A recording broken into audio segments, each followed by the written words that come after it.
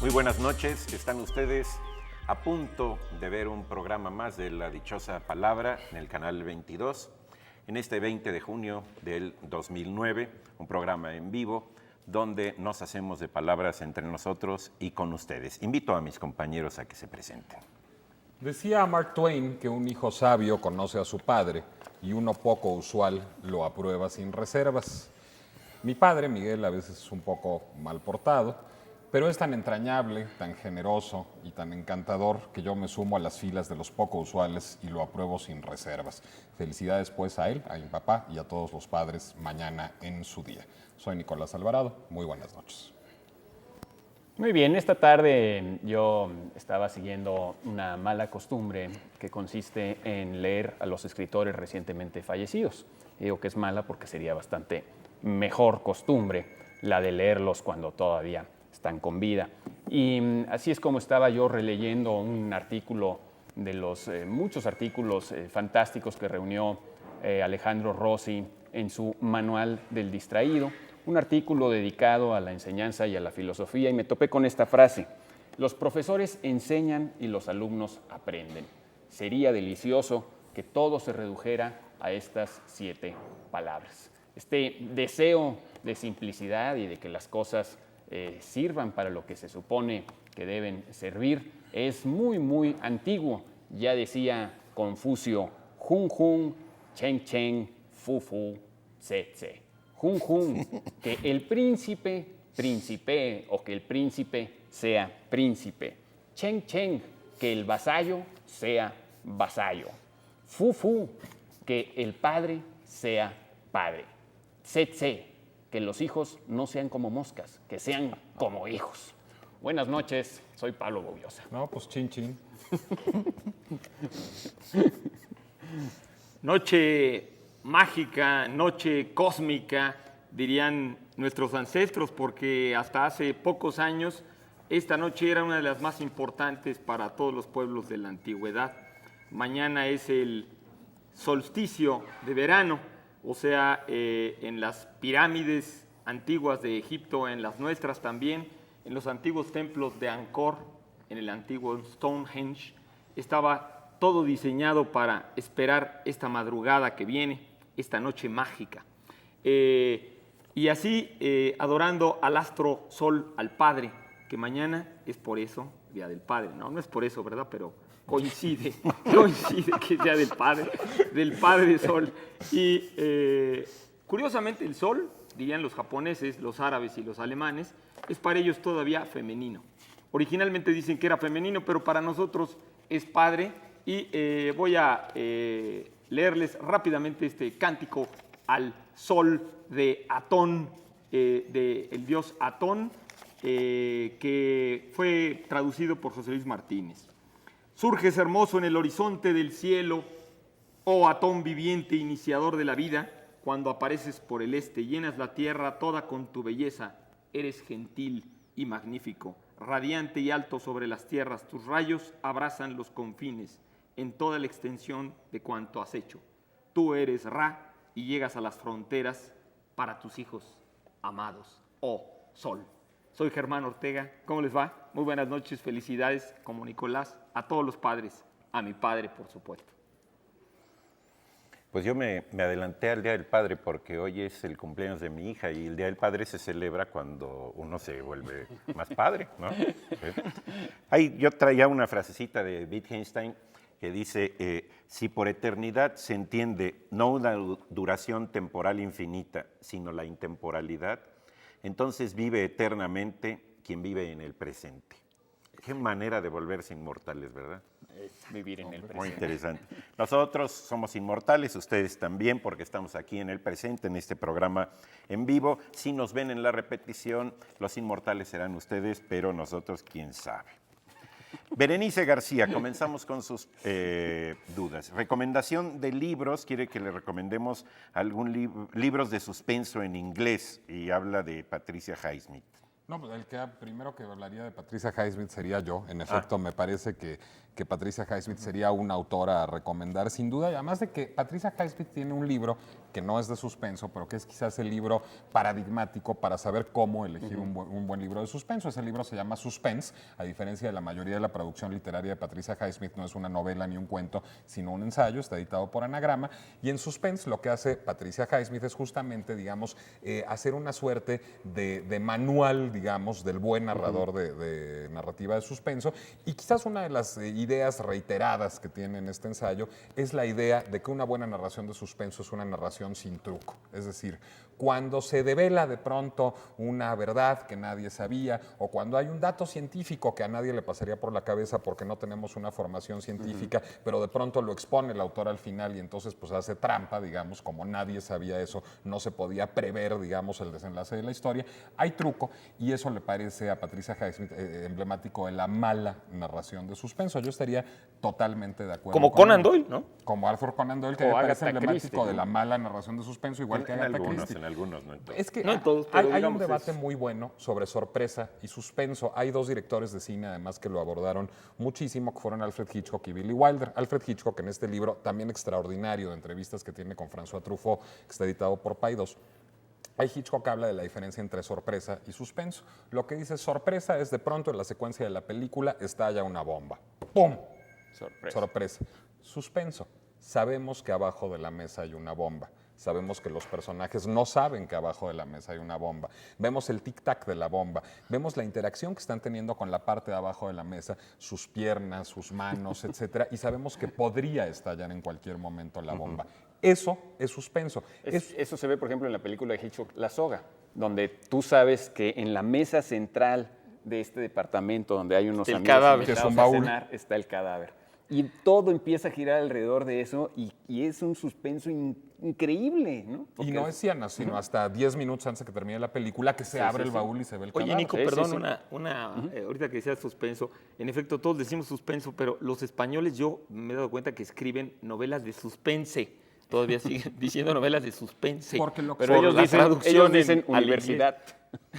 No, bueno, lo que están haciendo No, los hombre, no está españoles- Laura, hombre, no está Laura para que se defienda. No, lo que están haciendo los españoles, y por eso el ensayo de Patricia Highsmith conserva su título original en español, suspense o suspense, como dicen los españoles, es hablar del género que, digamos, lleva el suspenso. Lo que pasa es que también Patricia Highsmith en ese libro dice una cosa muy importante, que es que, bueno, Dostoyevsky podría ser tomado como un autor de libros de suspenso, es decir, casi cualquier buen ejercicio narrativo tiene elementos de suspenso. En particular la novela del 19, la que se publicaba como folletín, que usaba el suspenso como un elemento para estar constantemente atrayendo a los Sí, lectores. ¿no? hasta Pero, los pero- bandidos de Río Frío y todo ese tipo de novelas era totalmente, como dices o tú. Charles Dickens. Sí, ¿no? aunque Exacto, no pero- usaban el suspenso en el sentido. En ese O sea, sentido. usaban Exacto. Como la una- cuestión de puntos suspensivos.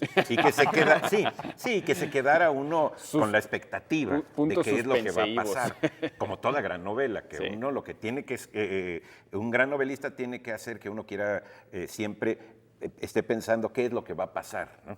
Sí, pero no en el sentido administrado de elementos, como dice Nicolás. Ahora, una cosa, aprovechando que ya tengo el uso de la palabra. Usa. No, es que una cosa que quería yo comentar de ese libro de Highsmith es que es un libro que no solamente sirve para ver cómo es la manufactura de una novela de suspenso, sino también la manufactura de cualquier novela. Es un libro que es un gran aliciente para quien quiere ser escritor, quiere escribir y quiere meterse en la cuestión narrativa. Ahí es donde uno aprende que no es lo mismo que te hagan una fiesta sorpresa que una fiesta de suspenso. ¿Verdad? Bueno, Como además tú lo hay dices. una cosa muy digna de aplaudir de ese libro y de Patricia Highsmith misma como escritora, que es que Patricia Highsmith no se está postulando como una gran escritora, lo fue, sin duda, pero ella lo que quiere ser es una buena escritora, que es una ambición quizás mucho menos frecuente en quien se dedica a la literatura. Es decir, ella, digamos, lo que se siente es separada por una parte de quien nada más está viendo a ver qué vende y hace las narraciones estas con truco, pero separada también de los altísimos vuelos literarios que quizás un poco mi impresión después de leer este libro de Patricia Highsmith es son un feliz accidente en algunos casos, pero lo que hay sobre todo es un trabajo muy sólido, muy sostenido, un trabajo que tiene que ver con la reflexión, pero también con la construcción en la tarea del narrador, y creo que ese libro lo demuestra admirablemente. Por supuesto, no es el único libro de Patricia Highsmith que hay que leer La Ripleyada, como le dicen algunos de sus fans, es decir, las 5 novelas que escribe alrededor del personaje de Tom Ripley, el talentoso señor Ripley, que fue llevada 2 veces al cine, por René Clément con Alain Delon en los años 60 como A Pleno la Sol. original, la que acordaban todos antes. Después por Anthony Minghella con Matt Damon y Jude Law también, y Gwyneth Paltrow algunos años después, en los años 90 o a principios de este siglo, si no me equivoco.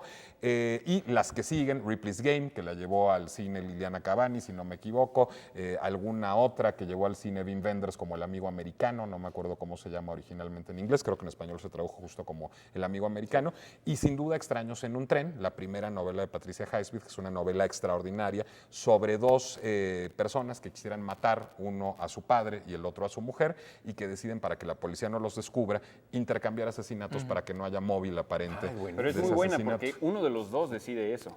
Claro, Y el otro no tiene- quiere. es obligado a cumplir con esa parte del Que en trato México él la no se había película, tomado en serio. la película ¿no? de Está muy Hitchcock buena. Es muy la buena. adaptaron siempre como Pacto Siniestro, se Así llamaba es. Pacto Siniestro. Y además hay una cosa muy importante. La película de Hitchcock tiene final feliz.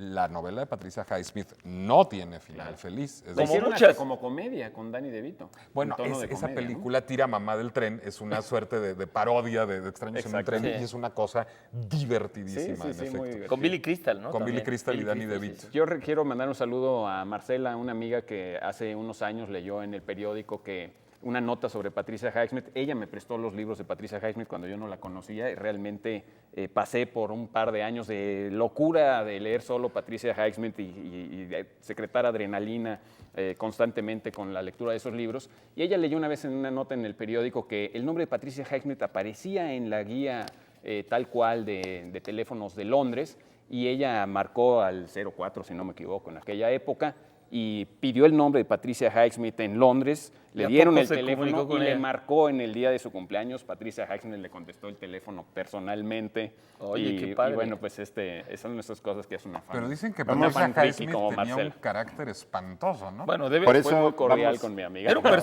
un personaje increíble. Vamos a la dichosa palabra. ¿Sí? Venga. Vamos. Sí, sí, porque si no, Porque hablando de torturas, sí, hablar de de torturas. vidas torturadas. Highsmith creo que lo traducen aquí como Alto Pérez, ¿no? ¿No? Bueno, dichosa palabra de esta noche. Miembro más antiguo de una junta o una comunidad, persona que preside una facultad universitaria, incluso si no es la más antigua. La respuesta ustedes la tienen y se pueden ganar unos librines, que son... Se pueden llevar este libro que me encantaría empezar a leer hoy en la noche, de Stanislav Lem, este extraordinario autor polaco, Vacío Perfecto, en la Biblioteca del Siglo XXI, editorial Impedimenta. Es una obra muy borgiana porque son narraciones y referencias a libros que nunca han existido, o sea, libros inventados, son reseñas de libros inventados. Algo verdaderamente fascinante, uno de los más grandes escritores del siglo XX. También les vamos a obsequiar algunos ejemplares de El Balcón del Presente, de Alain Badiou, conferencias y entrevistas con este interesante pensador, una publicación, una cortesía de Siglo XXI Editores. Tenemos también un libro pues, muy divertido, un libro que además sirve para lectores de todas las edades, se llama Objetos Conocidos, entre interrogaciones, y es una serie de textos que están, digamos, como a caballo entre el ensayo, el poema en prosa y casi el dato curioso y la trivia de Godofredo Olivares. Viene además profusamente ilustrado por extraordinarios ilustradores, entre ellos mi buen amigo Manuel Monroy, y bueno, si quieren saber cosas raras desde los corsés y las corbatas hasta los sombreros y los semáforos, están aquí en estos objetos conocidos. Qué padre. Está ¿Quién lo padrísimo. publicó? Ah, sí, lo publica Ediciones Tecolote, perdón. Qué interesante.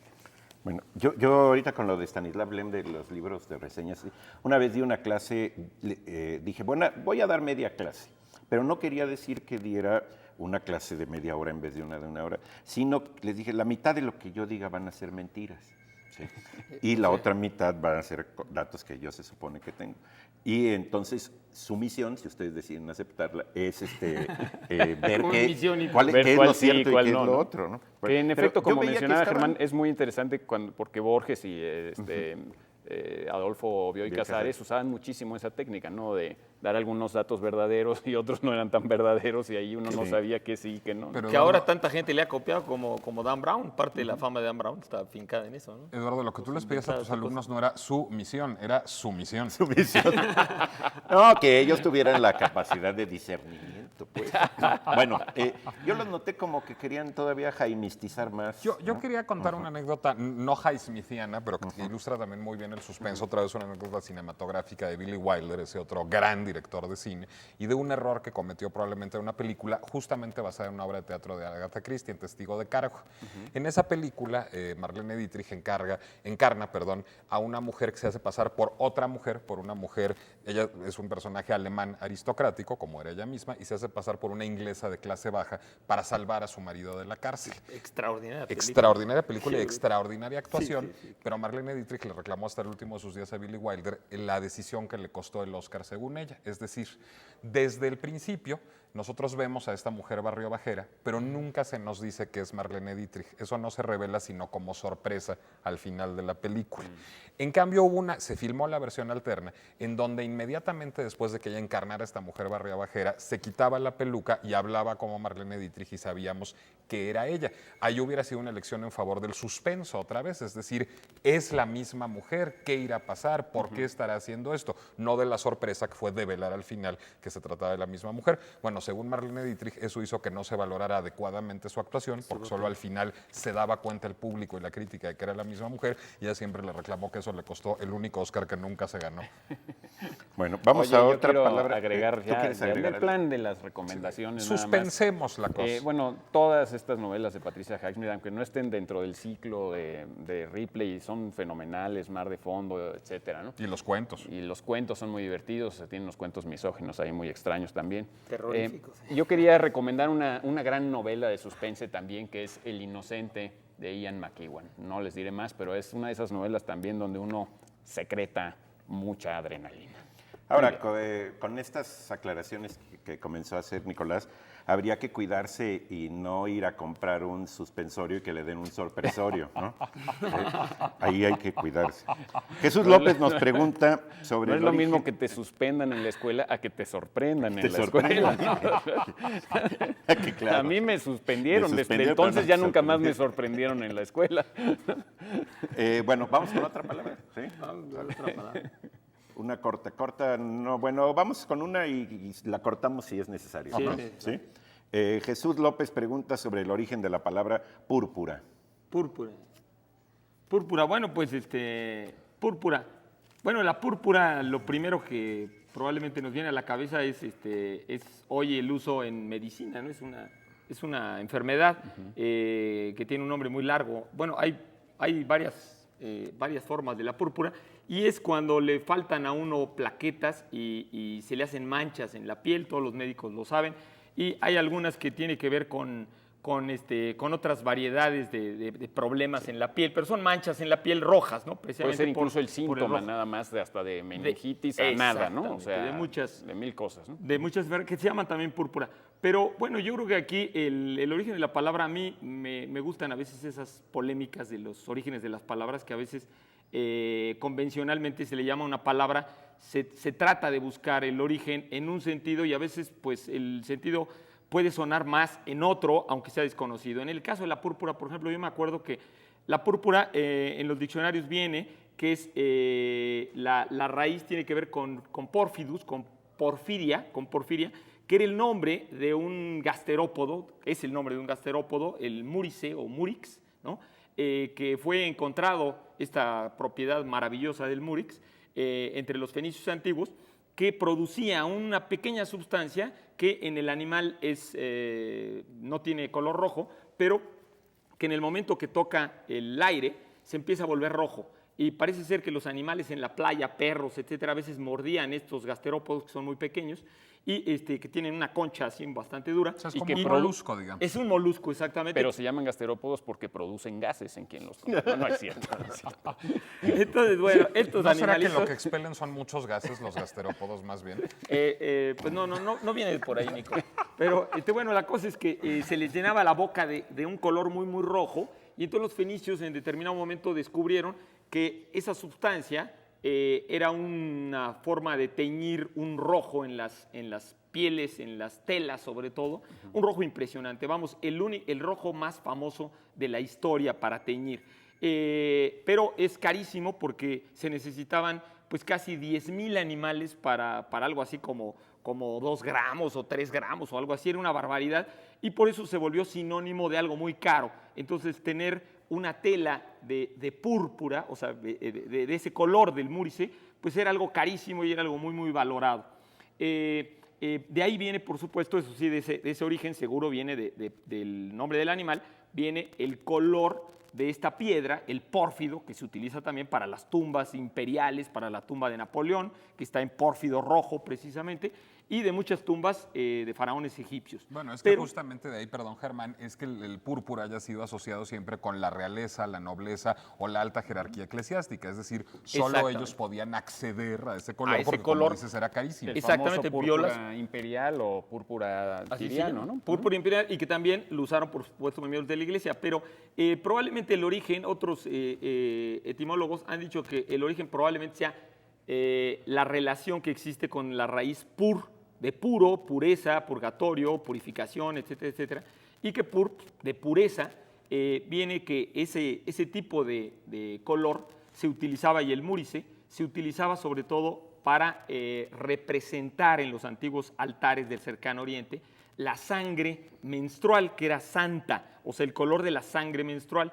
Y entonces esta raíz de pur quería decir santo, santo, o puro, puro, o sea, de pureza, pureza, era algo increíblemente puro. Y por eso los reyes originalmente querían caminar para darse energía en esta nueva vida que venía de la sangre menstrual, caminar en tapetes rojos. Cuando a uno le invitan en alguna ocasión a caminar en la alfombra roja hasta el día de hoy en Hollywood y en todo este tipo de cosas, es increíble, viene de ese antiguo origen en Ahí que está los muy bien reyes, eso, ¿no? los reyes Viene de la sangre menstrual, qué bonito, ¿no? caminaban en la sangre Como caminar en menstrual. una gigantesca Exactamente. toalla sanitaria que se va desplegando frente a tus Exactamente. pies. Es Ese una era- costumbre ese era el histérica, sentido. sin duda. Y bueno, pues parece ser que ese es el origen. De hecho, en el Evangelio de Mateo, en el Evangelio de Marcos, pues se habla del manto púrpura, justamente, que utilizó Jesucristo, digamos, como una burla a su condición de rey, digamos, de rey simbólico, de rey fantoche, ¿no? Que se Ahora, decía. el púrpura es un rojo con un poco de azul, ¿no? No es Violáceo. un rojo rojo, es un Violáceo. rojo violáceo. Es que a mí siempre cuando oigo tus labios de púrpura encendidos o la boca purpurina de la peregrina de Ricardo Palmerín, me empieza a preocupar si la interfecta no estaría ya un poco enfermita y estaría al borde de la cianosis con esa boca purpurina, pero bueno. Sí, porque además púrpura nos lleva a purulento, ¿sí? Y tiene sus, como palabrejas, sí, suena medio gastro, ¿cómo? Gasteropódica. Medio gasteropódica. Nos vamos a un corte, en unos momentos regresamos con ustedes.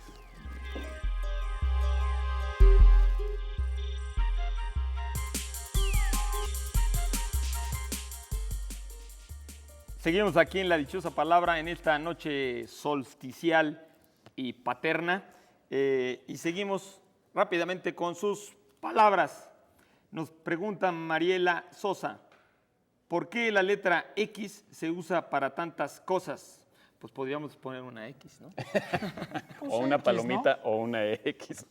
Yo digo, no, ¿por qué? La verdad yo no lo sé decir, no sé bien. Me imagino que habrá algunas causas, digamos, más o menos explicables y otras no tanto, otras incluso son fruto de la casualidad.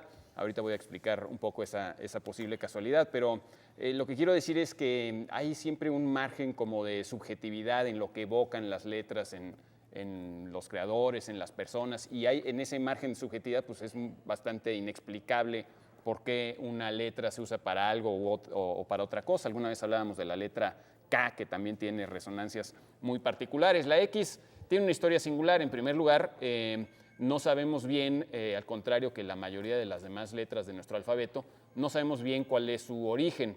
Se traza el origen de la letra X hasta los griegos. Obviamente nosotros la tomamos de los romanos a su vez de los etruscos de los griegos, y sabemos que los griegos tomaron su alfabeto de los fenicios, o al menos los símbolos para representar las letras, pero la X no aparece en el alfabeto fenicio y queda especulación si fue un invento puramente griego o si los griegos la tomaron de algún otro alfabeto semítico de la zona. El caso es que este origen de por sí incierto de la letra puede influir en esto.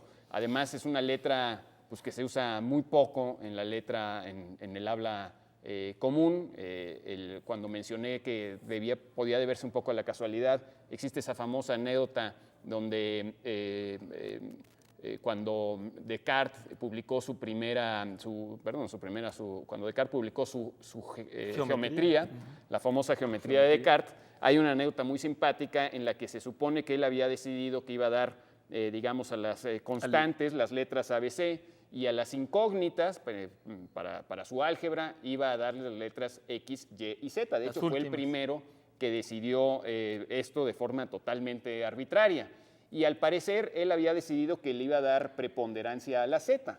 Pero lo que ocurrió fue que, según cuenta la leyenda, el impresor empezaba a tener problemas con la cantidad de zetas que pedía Descartes, y en cambio le sobraban las X que tenía ya arrumbadas, porque la X se usa muy poco en el francés, y entonces le sugirió a Descartes, bueno, que qué pasaba si en vez de estar usando la Z para esta cantidad desconocida una y otra vez, usaba la X. Y entonces cuenta la leyenda que Descartes dijo, hombre, pues ponle X y ya, y ahora la X Llámalo X, y ahora la X es por antonomasia la incógnita, que todavía lo usamos así en el álgebra de hoy. Pero hay otra razón que tiene que ver con eso, también es una razón algebraica, que es Al-Khwarizmi, el llamado padre del álgebra, digamos, y padre de la noción misma de ecuación. Árabe. Utilizaba el árabe para escribir, y en árabe cosa se decía, o se dice, no lo sé porque no hablo árabe, shay. Y si nosotros hacemos la transliteración, digamos, del árabe shay al español de aquella época, al español antiguo, en donde la X se pronunciaba sh, digamos que se escribiría X, E, I, y de esta manera X serviría para designar justamente la incógnita, porque era la cosa, aquella cosa que no tiene nombre. Pues es posible, ¿no? También, igual este uso, por ejemplo, de las X, que está muy, muy extendido entre los adolescentes, usarlas como sinónimo de besos, ¿no? Y a veces en sus recaditos ponen una serie de X que significa besos, besos, besos, y que al parecer también es la leyenda. Digo, no hemos estado ahí para saber si esto es exactamente así, pero al parecer el origen tiene que ver con esta situación de que pues, la gente que es analfabeta y que era analfabeta hace varios siglos, durante la Edad Media, pues no sabían firmar. Y entonces se les pedía, como dicen que todavía, al menos en las películas mexicanas viejas, pues un tachecito, ¿no? Pero además de tachar, eran obligados a besar donde habían firmado, para que realmente se comprometieran con lo que ellos estaban firmando. Entonces, ese beso y esa X estuvieron asociadas. Otra posibilidad es que ese beso y esa X estén asociadas porque la X misma, al menos la otra X de los griegos, pasó a simbolizar pues, el nombre de Cristo. Cuando digo que los griegos tenían dos X, me refiero a que los griegos tenían una X en el oriente de la Hélade y una X en el occidente. Nosotros heredamos nuestra grafía de la X del occidente, pero la otra X es este simbolito que terminaría dando hasta la cruz de Constantino, de lo cual yo imagino que tú sabrás más que nosotros, Germán, que es pues este uso simbólico de la X, de la cruz de Constantino, que también alude a Christos, ¿no? Por mencionarlo de alguna forma, entre la X y la Rho, que es esta otra letra griega, ¿no? Y que también respecto a la anécdota también de que dice Nicolás de Al-Khwarizmi, que muchos dicen que es una deducción, pero que no hay ninguna prueba que venga del árabe y que los griegos lo hubieran usado, pero que se ha repetido mucho,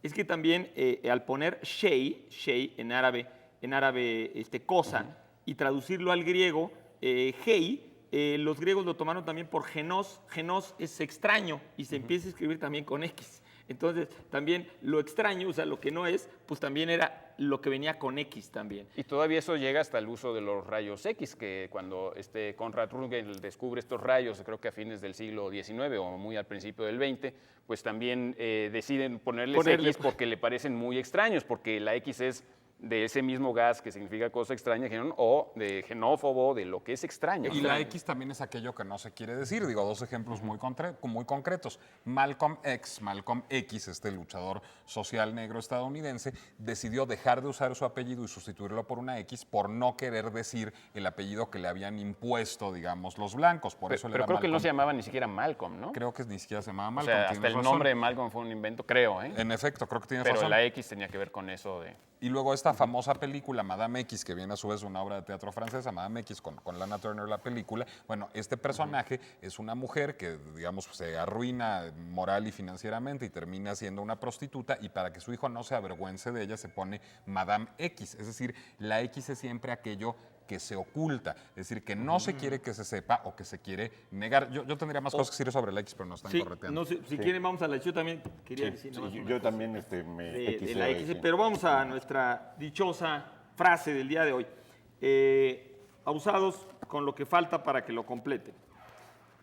Altazor, ¿por qué perdiste tu primera que malo se paró en la puerta de tu con la espalda en la Espada. Con la espada. espada, perdón, en la Con la espada bueno, en la... los que más o menos le vayan buscando, Pablo. Se van a llevar este libro de Larousse, Mi primer atlas del cuerpo humano, un libro muy gracioso y muy informativo. A mí me encantaría volver a ser chico y volver a aprender de nuestro propio cuerpo con este informativo primer atlas del cuerpo humano de Larousse. ¿Qué más? Bien, Nico, ¿tú querías decir algo también después? Yo quería hablar un poco también de la falsa mexicanidad de la X y explicar de alguna manera la falsa mexicanidad de la X, porque nos gusta mucho envolvernos en el zarape de Saltillo para defender la X. Y es más o menos absurdo que sintamos tan nuestra la X, porque no lo es. En efecto, es una grafía griega, cuando menos, digamos, la X. Es una grafía que nos viene directamente de España, y es una grafía que tiene una historia peculiar. En efecto, originalmente la X en español se pronunciaba sh. Después se le añadió también el sonido j, como el de la J o el de la G, y cuando llegan los españoles a México, para digamos, transliterar otra vez el sonido sh del náhuatl, emplean la X porque así sonaba entonces, como en México, más claro, no puede resultar. Sin embargo, después viene en 1814 una reforma ortográfica de la Real Academia que termina casi por abolir la X, y la X es tan poco usual en españoles por esta reforma ortográfica, en donde se dijo, bueno, pues si suena pues entonces que se escriba con J, lo que tenía toda la lógica del mundo. ¿Qué sucedía? Que aquí no estábamos independizando, es decir, recordemos que la independencia es de 1810. Entonces, pues esa reforma ortográfica, bueno, pero inicia la lucha, pues esa reforma ortográfica nos la pasamos pues un poco por el arco del triunfo, y desde entonces decidimos adoptar la grafía X como un emblema de mexicanidad. En realidad estábamos ocupados en cosas muy encomiables, yo no lo niego, como para estar pendientes de reformas ortográficas que sucedieran en España, pero tiene toda la lógica. Y la X del en mundo. México suena como cualquier cosa, suena hasta como X, ¿no? Pero también suena como S, así normal, ¿no? Sí. Hay una historia de las letras que a mí es un libro que me gusta muchísimo. Se llama Historia de las letras, así, de dos autores, uno se apellida Salvador y otro Lodares. Lo publicó Espasa. Es magnífico. Ahí califica la X como aristocrática, matemática y enigmática. ¿Sí? y lo que plantea es este proceso en el que cambian los sonidos, y van cambiando los sonidos, pero las letras se permanecen. Porque había dos maneras de pronunciar la X, una latina y otra griega, y ahí es una confusión que realmente es toda una historia muy arbolada, ¿no? Es de donde vienen muchas de estas... Incluso muchos al leer, por ejemplo, español antiguo, Abaxo, con X, ¿sí? Lo leen Abaxo. ¿Sí? cuando ya era Bueno, pero abajo. están en- o Decíamos, depende. nos referíamos al cine de El Relox, aquí que estaba antes en el sur, Pero- el Relox. Lo leen ¿no? abajo En vez si del están reloj, ¿no? abajo, si están arriba, lo leen arriba. Sí, sí. Pero Y nadie decía el reloj, Nadie ¿no? dice, Decían por el ejemplo, reloj, sí. afloxa abaxo. ¿No? Es muy interesante ese proceso, pero es muy curiosamente, como si fuera una X, muy bifurcado. Tiene Claro. una gran cantidad de trampas, incluso ellos mismos, que son españoles, le llaman la X maligna, ¿sí? Por todas las Connotaciones connotaciones que implica. Por ejemplo, bueno, los famosos Xavier Villaurrutia, ¿no? Sí. Que le da cierta elegancia a las Ximenas y las Jimenas. A la hora que nosotros escribimos un nombre como Jiménez o Jimena, siempre preguntamos, bueno, ¿es con X o con J? Sí. Y hay ahí, incluso, bueno, y ya para abonar a la cuestión patriótica, México creo en ti comienza diciendo, porque escribes tu nombre con la X que algo tiene de cruz y de calvario. Así Sí, es. de Ricardo López Méndez.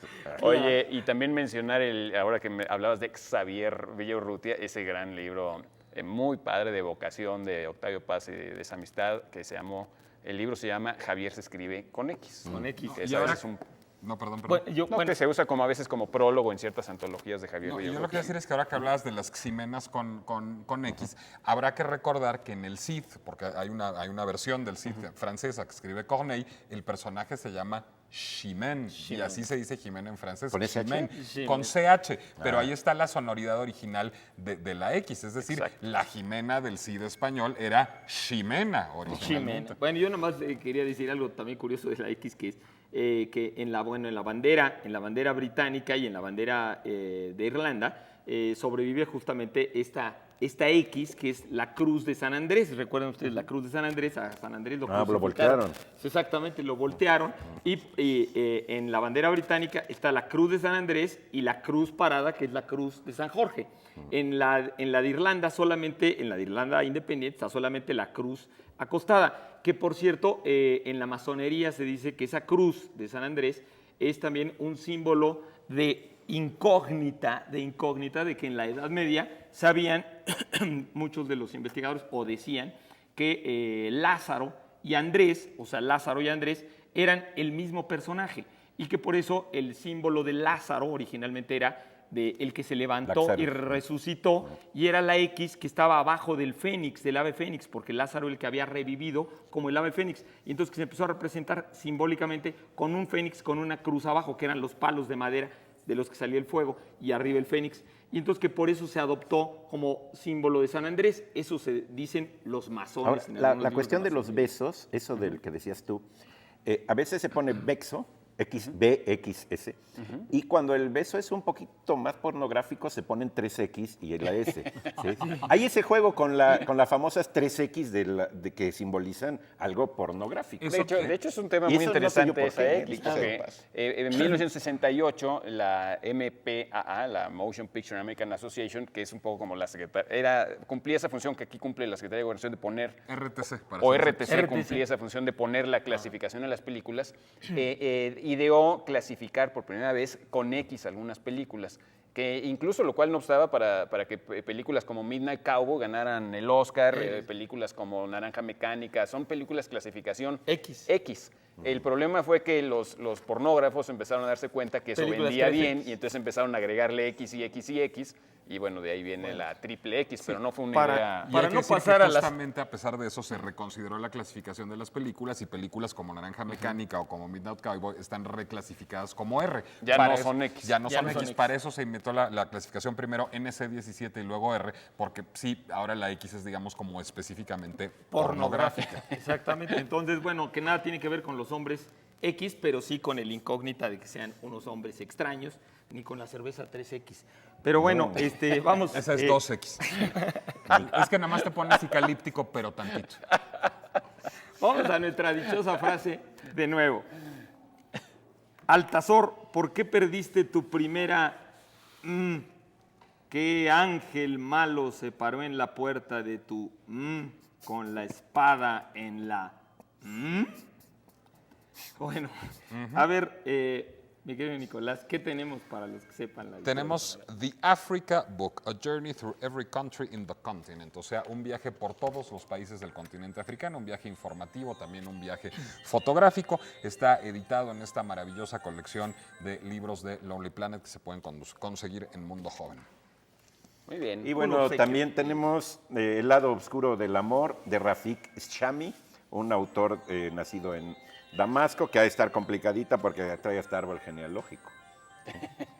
Bueno. Oye, está buenísimo eso, ¿eh? Eso se extrañaba en esas cuando yo tenía 18 años y leía. ¿Podemos seguir con otra palabra?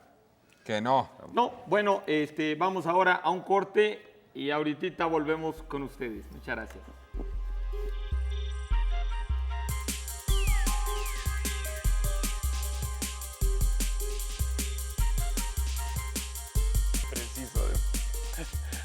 Muy bien, estamos de regreso aquí en La Dichosa Palabra. Tenemos más preguntas de ustedes, pero antes aquí una amiga en el estudio nos pidió que mencionáramos también, al menos de pasada, el asunto de los cromosomas X y los cromosomas Y, ¿no? Que bueno, sí que lo curioso ahí de los cromosomas X es que son totalmente naturales, tienen la forma de X, exactamente, tienen la forma de X naturalmente y los Y de Y.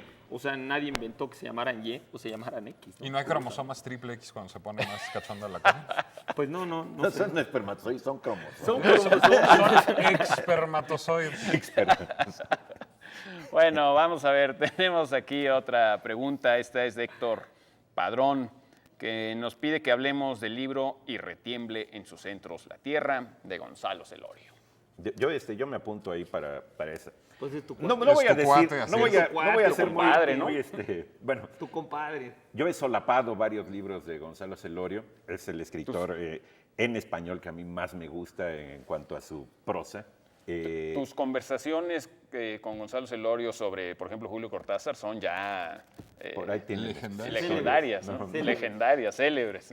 Celorio es un escritor mexicano, nacido en el 48, y Retiembla en sus centros la tierra es su segunda novela.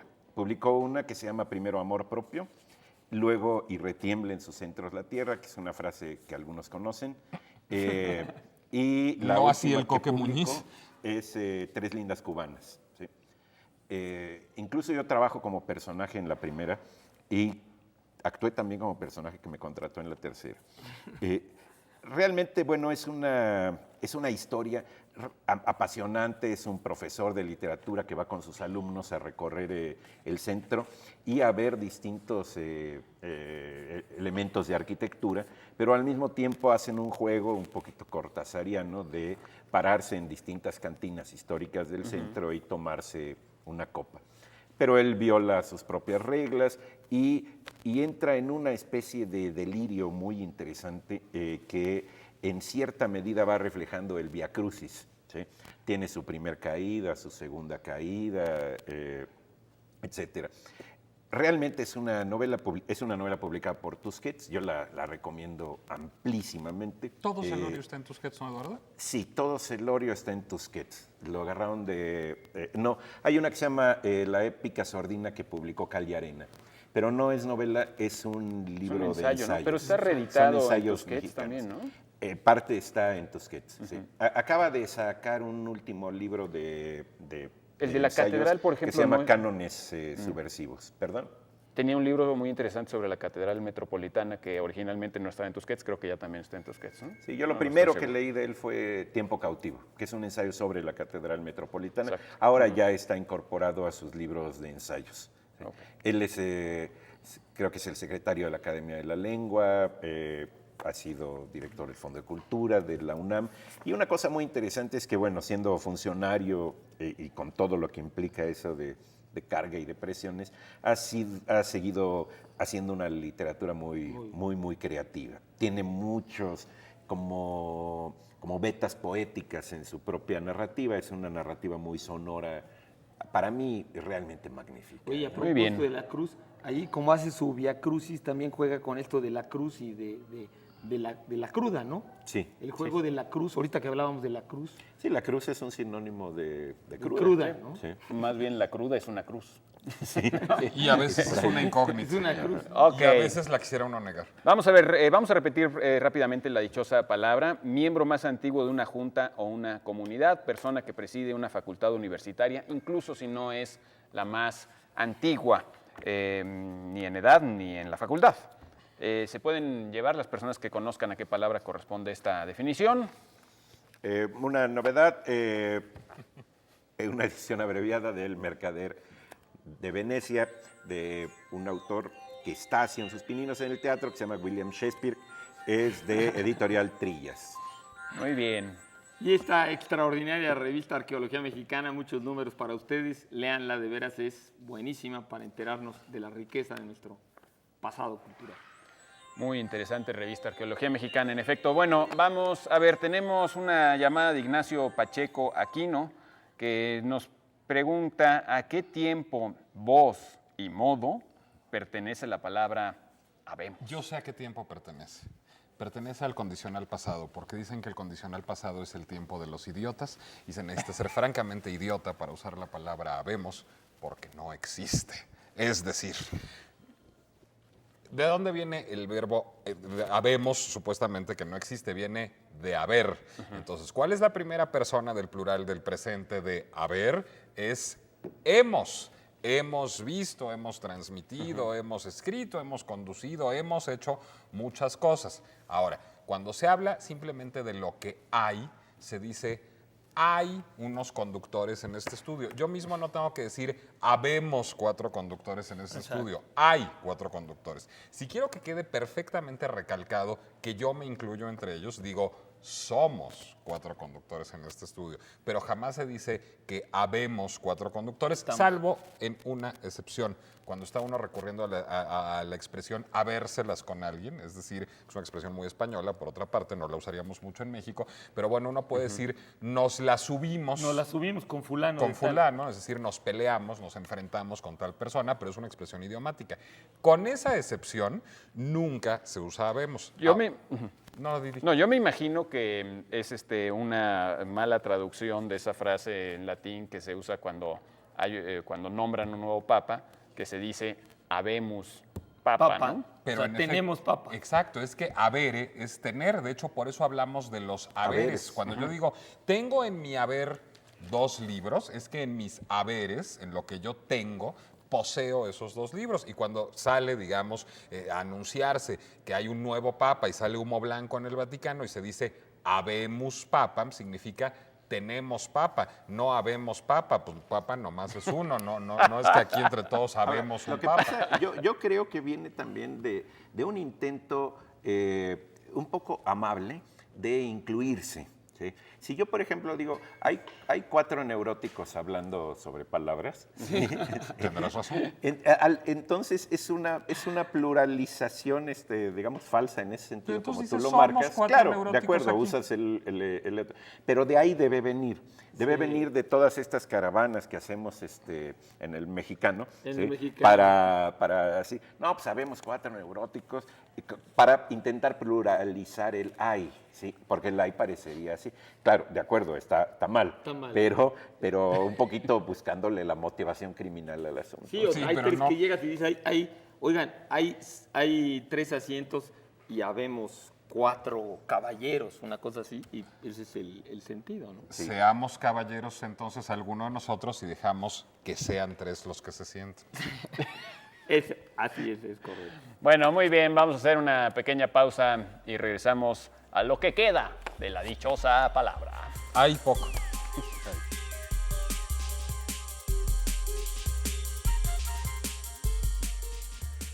Estamos de vuelta en la dichosa palabra. Síganos, ya no tienen como un minuto para seguir respondiendo nuestra dichosa palabra. ¿Cómo se le llama al miembro más antiguo de una junta o de una comunidad o a la persona que preside una facultad universitaria, aunque no sea la más antigua? Ahí están los teléfonos, está el correo electrónico. Gracias a Ligia de J. Rivas Tobón, que nos manda un recado muy amable, cariñoso y generoso con la dichosa palabra, pero lo mejor nos lo manda desde Medellín, Colombia, en donde se ve la dichosa palabra. Muchísimas gracias, Ligia. Saludos. Qué padre, sí. Y usted está estaban querías aquí, comentar algo. Eduardo estaba diciendo algo. Andábamos Germán, divagando. que Andábamos retiene sus divagando centros ahorita con el título de Retiene en sus centros la tierra, nada más comentando que hay una leyenda urbana, como diría Pablo, pero de que originalmente la frase de la composición original del himno nacional de Bocanegra era y retiemble en sus antros, porque evidentemente centros no puede tener plural, centro no hay más que uno, o sea, no puede haber centros. ¿no? Y retiemble en sus centros la tierra no puede tener centros, ¿no? Sí, Pero antros puede tener como antros. cavidades, Pero, ¿no? exactamente, pero antro sí, porque la palabra antro, que es una palabra antrum en latín, quiere decir cavidad.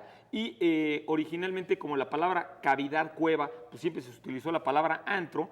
El sentido de antro como lugar de mala muerte, sobre todo se generalizó hasta la segunda mitad del siglo XIX y principios del XX. Entonces, algunos decían que a lo mejor le quisieron cambiar lo de antros, porque sonaba feo, y retiemblen sus antros para que la gente no entendiera mal, Ahora, por centros. lo que pasa Pero es bueno, que eso es medio inverosímil porque hubo tiempo de que se corrigiera. Claro. ¿sí? Es decir, a partir de ver la A muy abierta en el era manuscrito, centros. pero digamos, González Bocanegra se muere después, como 4 o 5 años o 6 después ya Que que lo se hubiera ejecuta el podido- himno. ¿Se acuerdan que la otra vez lo hubiera hablamos del himno podido nacional? corregir, ¿no? Se hubiera podido corregir también. Muchas veces se habla como de centros, cuando se dice centros urbanos, capitales, tal, y entonces centros podía ser, no sé, En sus centros ciudades. pluralizando como ciudades, una Es cuestión una así. licencia Ahora, poética. sería lo más pertinente para la novela de Celorio, que yo no he leído, pero por lo que cuentas que fuera y retiembla en sus antros la tierra. Porque hace así es juego, una novela que Celorio. retiembla en Claro, sus claro. antros. Sí, incluso se puede hacer el recorrido. Yo he intentado hacerlo, pero como violé las reglas, nada más llegué ya físicamente como a la tercera cantina y ya después ya no Ya no pude, daba el cuerpo para ya no pude terminar la novela, digamos. ¿no? Bueno, que nos Muy digan bien. allá arriba, ¿da tiempo de otra preguntita o no da tiempo de otra preguntita? Pero no nos dicen y yo no sé qué hacer. No da tiempo de otra preguntita, ya nos vamos. Ahí les va. ¿Cómo se llama el miembro más antiguo de una junta o comunidad o la persona que preside una facultad universitaria, incluso si no es la más antigua, se llama decano, por supuesto? El decano de una facultad o el decano del programa, que no voy a decir quién es porque sería de muy mal gusto decirlo esta noche. Por otra parte, Altazor Pistota haber elegido justamente este canto, porque en efecto es del Altazor de Vicente Huidobro, y la dichosa frase es, o los dichosos versos son: Altazor, ¿por qué perdiste tu primera serenidad? ¿Qué ángel malo se paró en la puerta de tu sonrisa con la espada en la mano? De ese extraordinario poema que es Altazor de Vicente Huidobro. Muchísimas gracias a ustedes por habernos acompañado esta dichosísima noche en la bien. dichosa palabra. Por cierto, a Altazor le atinaron Adriana Velázquez, Isabino Allende Sánchez, Jorge Pérez Valdés, Marlene Rodríguez, Cristal Rodríguez. ¿Quién se llevó el África Buco? Es un librazo. Sí, que agradecemos nos a dan Mundo profunda Joven. envidia. Ahora que ahora La tenemos agencia de 2 viajes que nos minutos regaló. más, que a ver cómo los llenamos, dicen allá arriba. No, bueno, entonces vamos a llenarlo con un comentario que estábamos haciendo en el intermedio acerca de Cervantes, que escribía su nombre con B grande y que no se lo La firma respetamos. está con B grande. Sí, pero lo que yo te decía es que en la época eso pasaba muchísimo. y Shakespeare en ni varios una idiomas, sola ¿sí? vez firmó con el mismo nombre. De hecho, sí sabemos que nunca firmó como William Shakespeare. Sin embargo, ese es el nombre en el que todos, Se quedó. que todos estamos respetando para no hacernos bolas. Pero realmente él firmó de formas muy distintas una y otra vez, ¿no? Bueno, no y, sé y si en es el el caso caso. del inglés es todavía más difícil, porque el inglés es una lengua que no tiene autoridad central. Es decir, finalmente el español es una lengua que tiene la Real Academia, una Normativa, autoridad central, que exactamente. es una academia normativa. Normativa. Pero en el inglés uno puede conseguir unas cosas en el Oxford y otras cosas en el Webster's. Es decir, no necesariamente hay una única autoridad que diga cómo se escribe Ahora, el inglés. una única autoridad no existe, pues porque le queremos tenerle fe Claro. en ella, pero realmente el idioma es de las personas, Sí, no, claro, no claro, pertenece bueno, a pero- la autoridad, ¿no? Y en ese sentido, también uno encuentra a veces diccionarios que no dicen exactamente lo que dice el diccionario de la Real de Academia. María Moliner, que es porque- un espléndido diccionario. Claro, porque la pretensión del diccionario de la Real Academia es ser normativa. La pretensión del de María Moliner, por ejemplo, Ser es de un uso. diccionario de uso, ¿no? Que es apegarse al uso, no apegarse a la norma, ¿no? Pero sí, en las épocas antiguas, en efecto, a partir del siglo XVIII se empezó un poco a normar más ese tipo de cuestiones de la forma de escribir las palabras. Porque realmente en el siglo XVI o en el siglo XV o XIV, nadie le importaba casi cómo se escribía algo y medio se trataba de entender y ya, nada más, ¿no? Qué hora que ya nos callemos Bueno, otra vez. pues sí, Muchas gracias pues sí, a ya ustedes. vamos. Ahora sí ya nos vamos. Eduardo Casar, Germán Ortega, Pablo Boullosa. Nicolás Alvarado. Muy buenas noches. y Muchas nos gracias, vemos buenas aquí noches el a próximo todos. sábado y en La Dichosa felicidades a los papás. Sí, felicidades a Un los abrazo papás. a todos los papás. Así Y a es. los hijos.